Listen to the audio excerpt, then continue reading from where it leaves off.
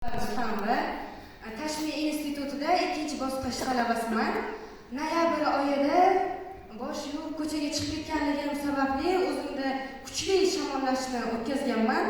Ya'ni burnimda yiringlar, shilimshiq oqishlari va peshona sohasida gaymaritni orttirib olganman. O'zim Tashmiyda o'qiganim uchun Toshkentdagi lor vrachlar va viloyatimga borib ham eng yaxshi lor vrachlardan lecheniyalarni oldim. Armonsiz davolandim deb o'ylayman, lekin kuzatyapman, qancha davolanyapman, holimda sezilarli o'zgarish bo'lmagani uchun Allohga shukr, menga mana shunday mahsulotni nasib qildi.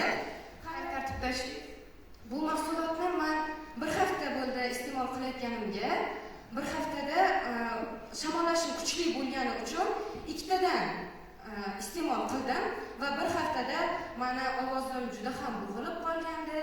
Burnimdan to'xtovsiz oqishlar bor edi, lekin mana shu 5 haftadan keyin meni ovozim o'z holiga keldi.